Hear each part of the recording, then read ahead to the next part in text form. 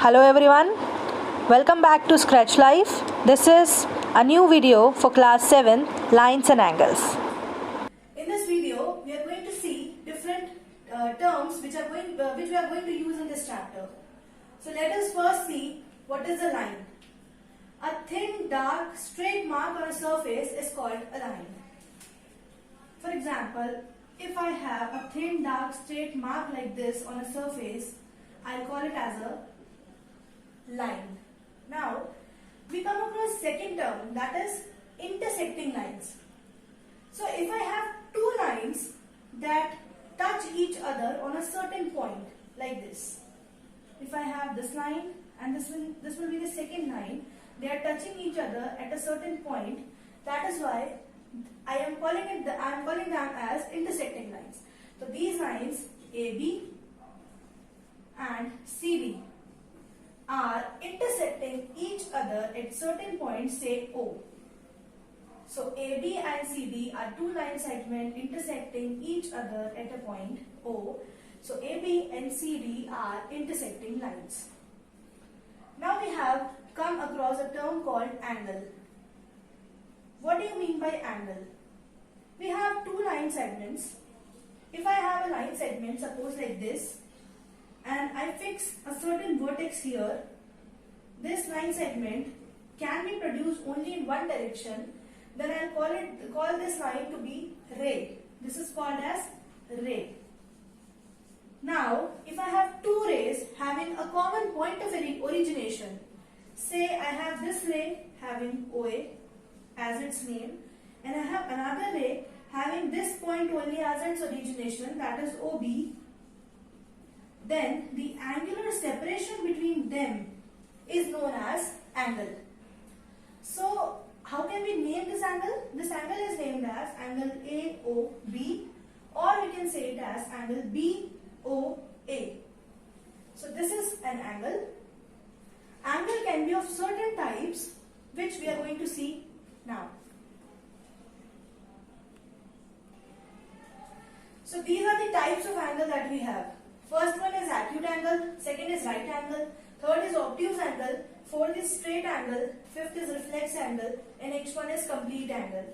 Now let us see them one by one. Acute angle. If you have an angle whose measure, when I want to measure this angular separation between these two arms, I call it as theta. So when I wanted to measure these two angle between these two arms, if that measure comes out to be less than 90 degree, less than 90 degree, it will be acute angle. If the measure of angle is exactly equal to 90 degree, we call it as right angle. It will be equal to 90 degree. If the measure of angle is greater than 90 but less than 180, I call it as obtuse angle. Greater than 180. Sorry, greater than 90 but less than 180. In between it will lie. And if the measure of angle is exactly equal to 180 degree, I call it as straight angle. It will be straight angle. Now what is reflex angle? Reflex angle is measure of angle. When I subtract it from 360, I get the reflex angle. For example, if I have an angle like this, and I want to calculate this portion of the angle, this angle, then what I need to do is, I need to subtract this angle. Suppose this angle is of 60 degree. Then to find out reflex angle, I'll calculate 360 minus 60, which is equal to 300 degree. So this is what? This is reflex angle of 60 degree. Reflex angle of this angle 60 degree is 300 degree. Now complete angle. Complete angle is, if I have a line and I want to measure the angle starting from here and again taking the complete rotation till here, that is the complete angle, which is exactly equal to 360 degree. complete angle is exactly equal to 360 degree. Now, there are certain pairs of angles which we need to look out. Now, let us see what are complementary angles. If you have two angles, let us see this angle as x degree and this is as y degree. If you see these two angles, the sum of these two angles is 90 degree, then I call it angle x and angle y to be supplementary angles. Sorry, complementary angles. Angle x and angle y are called complementary angles when the sum of these two angles is 90 degree. And you have supplementary angles.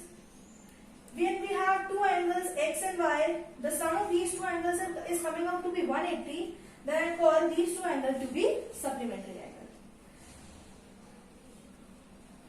Now let us see what is linear pair. If you have three angles that are drawn on a straight line having the common origination point, that is O here, like you can see the angle x, angle y and angle z all are coming from the point and point O. Vertex, the common vertex is O here. So all these lines, since they are drawn on a straight line, the sum of these angles will be 180. And if you are given with any of these two angles, we can find the third one by subtracting it from 180, right? So in this way, we can apply linear pair anywhere while solving the questions.